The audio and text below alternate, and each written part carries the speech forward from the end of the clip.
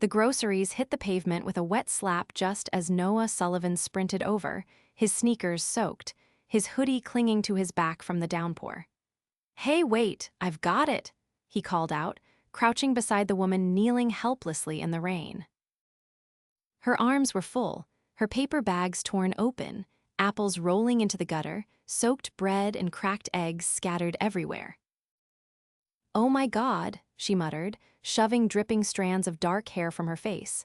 "This is not happening." Noah started gathering what he could: cans, a carton of milk, a crushed box of pasta. "You okay?" She clutched the remaining bag to her chest and looked up. Her eyes were sharp, hazel with flecks of gold, framed by thick lashes stuck together from the rain. "I'm fine," she said, though she clearly wasn't. He didn't back off. "Let me help you get this to your car." "I walked," she replied with a sigh, "because of course it did." Without hesitating, Noah stood, motioned to his own umbrella-less figure.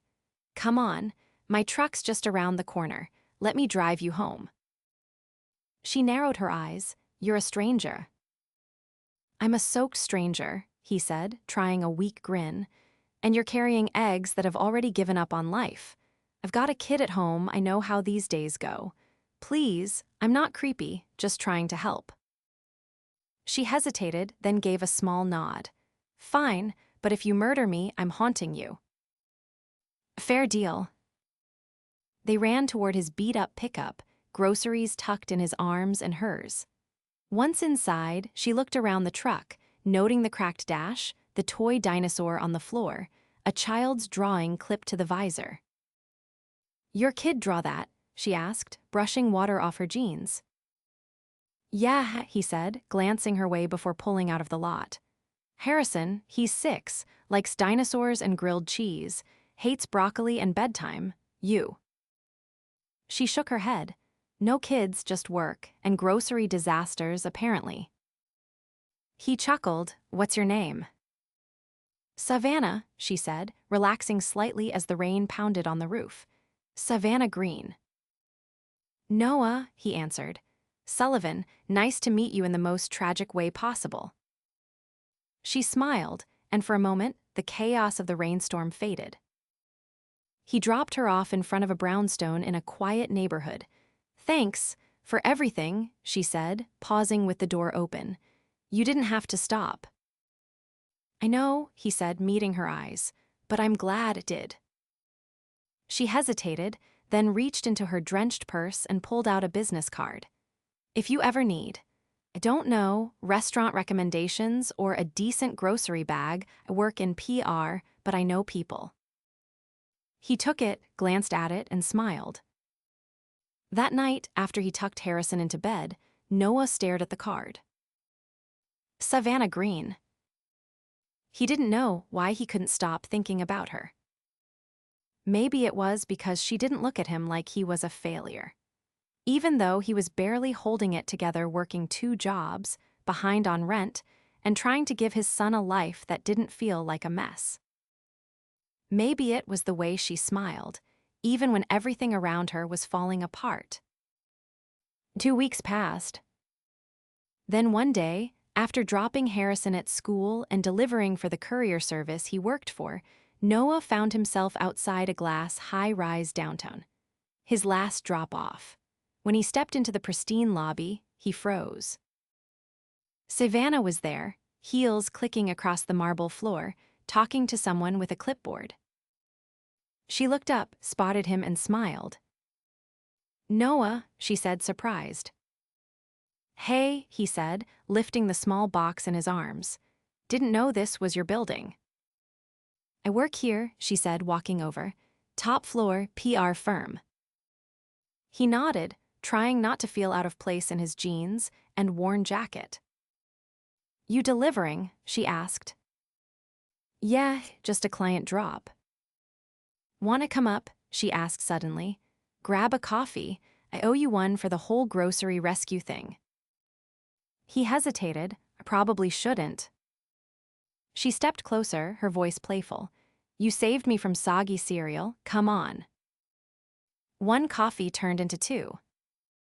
Then a week later, She asked if he wanted to meet for lunch on his break. They sat on a bench outside a taco truck, laughing about the worst meals they'd ever cooked.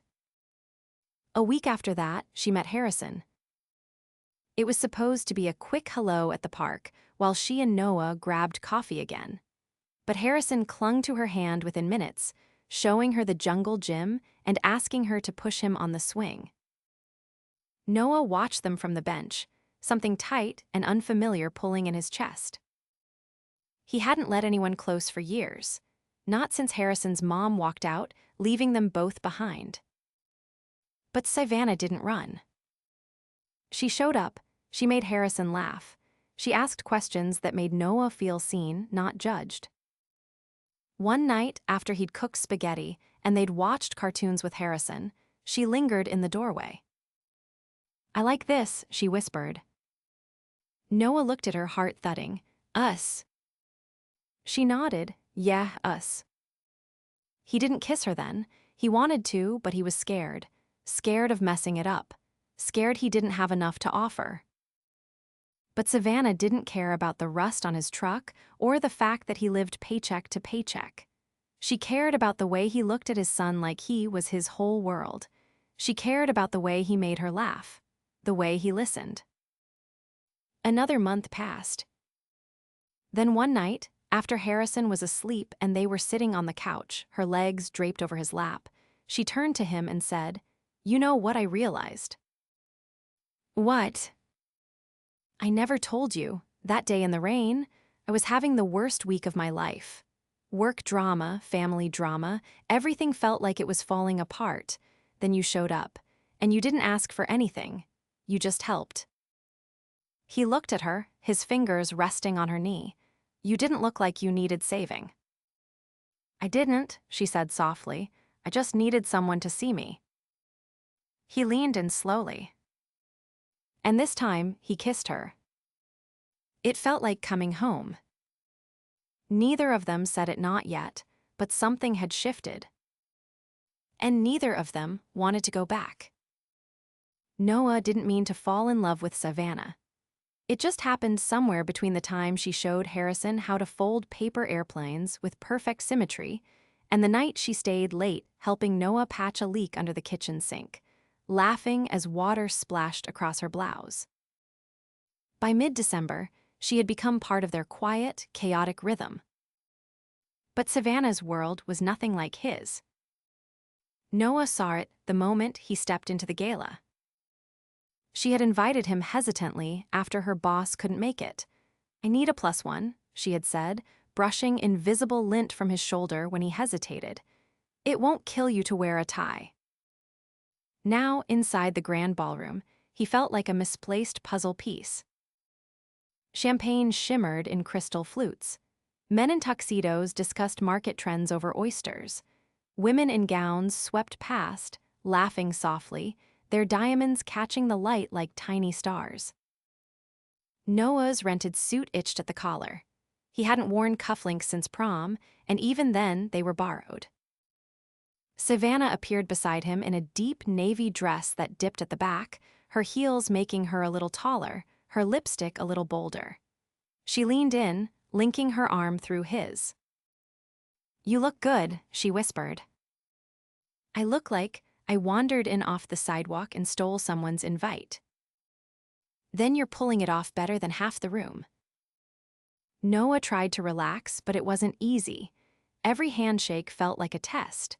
Every glance lingered a little too long. A man with silver hair and a voice like velvet paused beside Savannah, eyes flicking to Noah. "Savannah, you didn't tell us you were dating someone." She straightened slightly. "Noah Sullivan. She paused, then said, "A good friend." Noah didn't flinch, but something inside him pulled tight. After the man moved on, she turned to him. "I didn't mean." "It's fine," he said. "You don't owe me a title."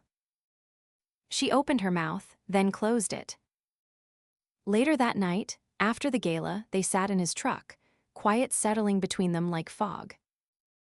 He turned the key, but didn't start the engine. "I don't belong in your world," he said finally. Savannah looked at him, her brow furrowing. What does that mean? It means deliver packages for a living and wear second-hand shoes. Your friends talk about hedge funds and ski trips. Talk about fixing plumbing with duct tape. She frowned. You think that matters to me? I think it matters to everyone else. She reached across the console, took his hand. I don't care what they think. Care that you look out for your son like he's the only person on earth. Care that you make me feel safe, and real, and seen. He exhaled. You're not just some guy I'm passing time with Noah. He turned to face her fully. Then, why did you introduce me like I was your dog walker? Her eyes flashed. Because I panicked. Because I didn't want them to make some comment that made you feel small, and I guess I did that myself. He looked down at their joined hands. I'm not ashamed of what I do, but I know how it looks. I don't want you to blend into my world, Noah. I want to build something new with you, one that feels like us. He didn't answer, not then. But that night, after she fell asleep on his couch with a blanket tucked to her chin, Noah looked around his small apartment, the chipped counter, the sketchbook Harrison had left open on the floor, the lopsided paper star taped to the window, and wondered if maybe, just maybe, it was enough.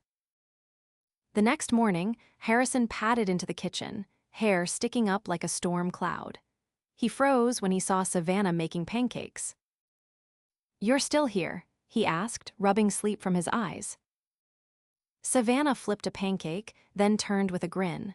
Turns out I make a mean breakfast. He climbed onto a stool. Do you live here now? Noah laughed. Not yet, bud. Harrison shrugged. You should.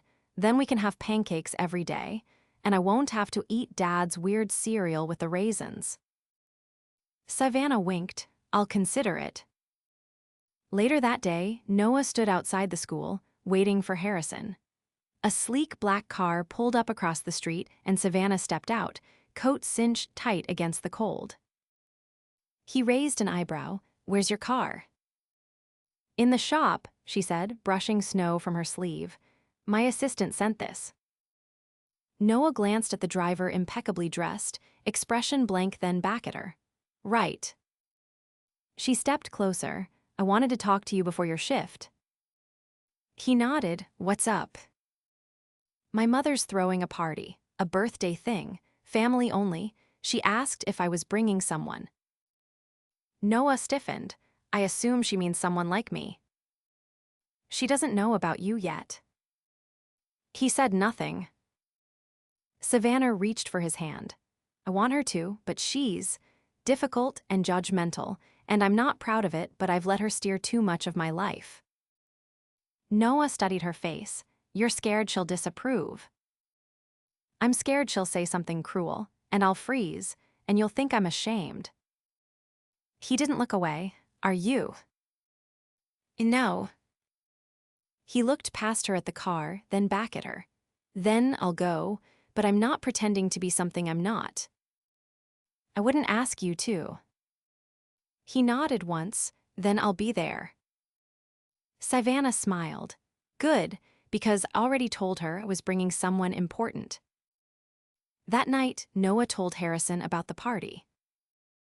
Do I have to wear those shoes that hurt? Harrison asked. You're not coming to this one, bud. It's just me and Savannah. Harrison frowned. Is it fancy? Very. Are you scared? Noah hesitated, a little. Harrison considered that. Just pretend everyone's in their underwear. Noah laughed. I'll keep that in mind. But as he lay in bed later, staring at the ceiling, he couldn't shake the feeling that something was coming. Something that would change everything.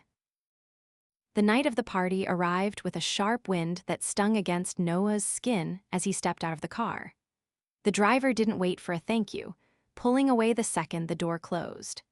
The house before him wasn't just large, it was sprawling, white stone with columns that seemed to scrape the sky, and a row of hedges trimmed so perfectly they looked unreal. He adjusted his collar, and walked up the steps alone. Savannah had gone ahead, needing to help her mother with some last-minute arrangements. Noah had insisted on arriving separately. It gave him a moment to collect himself, though now he wasn't sure it helped. Inside, the warmth hit him like a wave soft music, laughter drifting through rooms lined with polished wood floors and chandeliers that glittered like frost. A server offered him champagne, which he declined. He needed his head clear. He found Savannah in the main salon, speaking with a man in a tailored navy suit. Her posture was poised, but her fingers were tightening and releasing around a clutch she wasn't even holding. When she saw Noah, she excused herself and crossed the room. "You look incredible," he said before she could speak. She gave a soft breath of relief. "You came." "You didn't think I would." "I wasn't sure. I know being here isn't easy." "It's not," he said honestly, "but I'm not here for them." She nodded once, then slipped her arm through his. "Okay, let's do this." The guests wore diamonds like armor and spoke in clipped tones that made Noah's skin itch. He felt the weight of every glance, every subtle pause in conversation when Savannah introduced him. No one said anything outright. They didn't have to. Then he met her mother. She descended the staircase as if she were floating, her gown shimmering like it had been sewn from candlelight. Her features were sharp, elegant, the kind of beauty that made people stand straighter in her presence. When she reached them, she looked Noah over with a gaze that could slice glass. "So," she said, her voice like cold tea, "this is the man." "Yes," Savannah said quickly, "this is Noah Sullivan." Noah extended a hand. "Pleasure to meet you, ma'am." She didn't take it. Her eyes flicked to Savannah. "You didn't mention he had a child." Savannah's shoulders tensed. "Because it's not relevant." "Of course it is. You're nearly 30. You're not in college anymore, darling. You should be thinking about stability." Noah's jaw ticked, but he stayed quiet. Savannah stepped forward. "He's the best father I've ever seen, and the most decent man I've ever met." Her mother's lips barely moved. "Decency doesn't pay for property taxes." Noah turned to her, calm but firm. "Understand your concern, but I'm not here to impress you. I'm here because Savannah wants me here." Her mother arched a brow. "And that's supposed to reassure me." "No," he said. "It's supposed to make you understand that I'm not going anywhere." There was a pause, one long enough to feel like a challenge. Then her mother gave a curt nod and drifted away, her silence louder than any insult. Savannah let out a long breath and turned to him. "I'm sorry. That was worse than I expected." "I've handled worse," Noah said. "Coach T-ball." That pulled a laugh from her, the tension finally cracking a little. They slipped out to the back garden, escaping the crowd. The winter air bit at their skin, but it was quiet, and the stars were clear above the treetops. "You sure you want this?" he asked, his breath fogging in the cold. "All of this me, Harrison, the chaos that comes with it." She turned to him, her eyes steady. "I've never been more sure of anything." He studied her, the way she didn't flinch from the truth, the way she chose him even when it was hard. He reached into his coat pocket, pulling out a small box he hadn't meant to carry with him. He'd been keeping it in his drawer for weeks, waiting for the right moment. But now, standing in the freezing dark with her in that glittering dress and wind tugging at her hair, he realized there wouldn't be a better one. He opened it. The ring inside wasn't flashy. It was simple, a narrow gold band with a single white stone. Something he'd saved for in quiet ways an extra delivery shift here, skipping lunch there. Savannah inhaled sharply. "I don't have a yacht," he said quietly. "Can't whisk you to Paris, but I can promise I'll show up every day. For you, for Harrison. I can promise I'll never make you feel like you're not enough." Her gaze didn't waver. "You already do that." He stepped closer. "Savannah Greene, will you marry me?" She blinked, tears already starting to gather. "Yes," she whispered, "of course I will." He slipped the ring onto her finger, and she threw her arms around his neck, burying her face in his shoulder. Neither of them noticed the frost creeping along the stone wall behind them, or the way one of the kitchen staff peeked through the window with wide eyes. Inside, her mother watched from across the room, a glass of wine in hand and a tightness in her jaw. She didn't say anything. But the next day, a note arrived at Noah's apartment. It was handwritten on expensive paper. "You're not what I imagined for her, but perhaps that's a good thing. Catherine Greene." Noah folded the letter and tucked it into the back of a drawer, behind Harrison's drawings and Savannah's first business card. 2 weeks later, they signed a lease on a new place. Nothing fancy. A duplex on a quiet street with a swing set out back and a kitchen that needed work, but it was theirs. The day they moved in, Savannah stood in the empty living room, holding a box labeled books in thick black marker. "I never thought I'd be this happy," she said. Noah walked over and kissed her temple. "Then let's never stop building it." From the hallway, Harrison yelled, "The bathroom door sticks." Noah grinned, "Welcome home." The morning of the wedding, Noah stood in front of the mirror, adjusting the cuffs on his shirt. The reflection staring back at him didn't look like someone who used to live paycheck to paycheck, who once feared he'd never be enough. He looked like a man who had survived something brutal and come out the other side whole, steady, and more in love than he thought possible. In the next room, Harrison's voice echoed. "Dad, my tie's crooked again." Noah stepped out, crouched to fix it. "You nervous?" Harrison wrinkled his nose. "Why would it be nervous? You're the one getting married." "I'm marrying someone who makes burnt pancakes on purpose just to make you laugh," Noah said. "That's a big deal." Harrison grinned. "I still think we should have done it at the zoo." "I know, Bud, but not everyone wants to say vows next to a giraffe eating lettuce." As soon as Harrison was ready, Noah made sure he was dropped off with Savannah's cousin, who had offered to keep him company until the ceremony. Savannah insisted they not see each other before the aisle, and Noah, despite not being superstitious, respected that. The venue wasn't extravagant, but it was beautiful. A converted greenhouse on the edge of the city, filled with filtered sunlight, hanging ivy, and rows of white chairs flanked by blooming citrus trees. It smelled faintly of lemon and late spring. Noah waited near the altar with a steady heart. He wasn't nervous anymore. He was ready. When the music shifted, the guests stood. Savannah appeared at the end of the aisle, dressed in a gown that wasn't overdone or showy. It moved with the breeze, light and soft and perfect in every way. Her hair was pinned up with delicate pins shaped like tiny leaves. As she walked, her eyes never left his. Noah's chest tightened.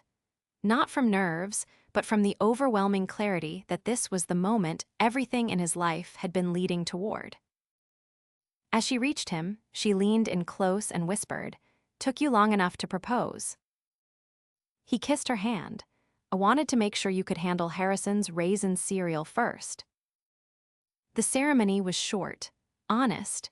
Every word they spoke felt like a vow they'd already been living. Afterward, as the sun dipped low and golden against the glass walls, Savannah found him near the edge of the garden where string lights had just started to glow. Her shoes dangled from her fingers, and her cheeks were flushed from dancing. "I didn't think I'd cry," she said. "You didn't," he said, brushing a knuckle beneath her eye. "I did when Harrison handed me the rings." "You should have seen him practicing his speech last night.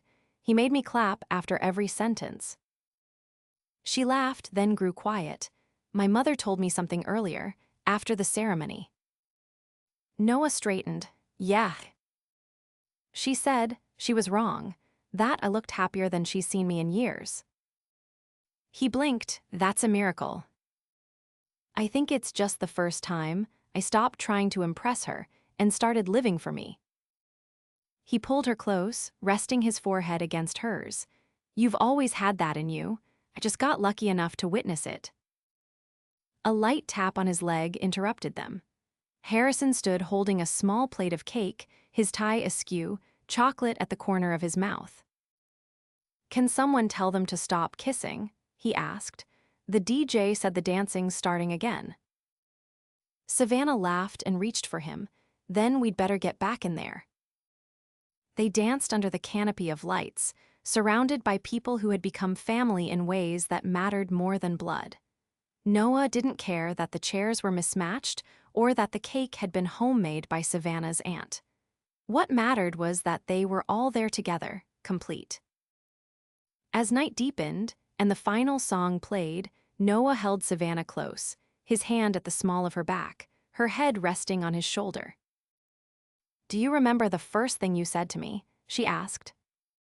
He thought back to the rain, the broken groceries, the chaos. I think it was something about soggy eggs. She smiled against his chest. You said, let me help you.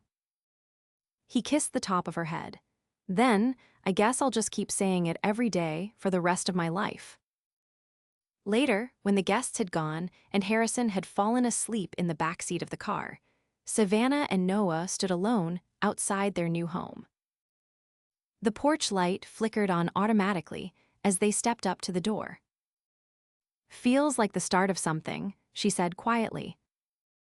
Noah unlocked it, then turned to her. No, this is the middle of something good. The start was months ago in the rain. Inside, the house was quiet, waiting. A few unpacked boxes still lined the hallway. The framed photo of the three of them that Savannah had taken at the fall festival leaned against the wall, waiting to be hung. He picked up Harrison gently, carried him to his room, and tucked him into bed. The boy stirred, murmured something about dinosaurs, and rolled over. Noah returned to the living room. Savannah was curled up on the couch, barefoot, her gown folded beside her. He sat beside her, and she leaned into him. Neither of them said anything for a long time. Then she whispered, You know, I never told you why I was crying that day in the parking lot. He turned his head. You don't have to. I want to. I just gotten a call from my father's estate attorney. I found out he left everything to his new wife. My childhood home, the lake house, the paintings, all of it. I wasn't crying about the money. I was crying because it felt like history erasing me. He reached for her hand, held it tightly. And then you showed up. You didn't know me, you didn't ask questions, you just helped. He kissed her knuckles. You didn't need the past to validate you, you were already worth everything. Savannah leaned her head on his shoulder again. I didn't understand what love looked like until then. I thought it was supposed to be loud or dramatic. But it was you, standing there in the rain, offering to carry my broken groceries. He smiled softly. Guess I should start carrying them forever now. You better, she said, closing her eyes. And in the quiet that followed, surrounded by a home they'd built piece by piece, Noah realized something. He hadn't just fallen for her. He had built a life around her. And she had done the same. Together, they hadn't just found love. They had found peace. The first real challenge of their marriage didn't come in the form of a fight or a hardship. It came in the shape of a call from Harrison's school barely 3 weeks after the wedding. Noah answered it on speaker while Savannah packed Harrison's lunch in the kitchen, humming under her breath. The hum stopped the moment she heard the voice on the other end. There was a small altercation on the playground, the vice principal said. Harrison defended another student who was being teased. It got physical. Noah's mouth twitched. Is the other kid okay? Some bruising, the woman replied. But Harrison wasn't the aggressor. Still, we'll need a parent meeting. Savannah put the sandwich down and grabbed her bag.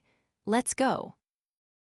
At the school, Harrison sat on a bench outside the office. his knees swinging, eyes down. When he saw them, he looked up, chewing his bottom lip. Noah crouched beside him. "You okay?" He shrugged. He called Sam a baby because he wears hearing aids. I told him to stop. He shoved me first. Savannah sat beside him, and you shoved back. I punched him, Harrison admitted.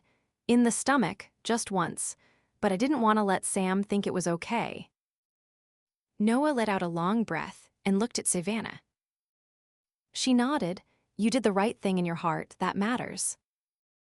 After the meeting, where Harrison was given a warning but no suspension, they took him out for dinner someplace small and casual, where he could color on the paper tablecloth and explain, in great detail, what the playground hierarchy looked like.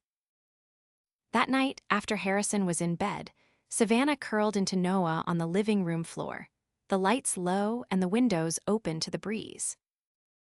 "We're raising a good one," she said. "He's got a strong moral compass. He gets that from you." Noah kissed the top of her head. "He gets his stubborn streak from you." Savannah smiled, but her expression shifted as she looked up at him. "Can I ask you something?" "Anything." "If I wanted to start something, my own firm," she said slowly, "would that be completely insane?" He sat up straighter. "What kind of firm?" "Small, boutique, focused on ethical branding, startups with purpose. I've been thinking about it since last year, but I was too scared." "Why now?" She brushed a curl behind her ear. "Because I've spent so long building other people's dreams, and I finally feel like have someone who'd believe in mine." Noah looked at her for a long moment. "You'd be brilliant, you know that, right?" "I think I'm starting to." He reached for her hand. "Then let's figure it out." They did. Over the next few months, they turned the guest bedroom into an office.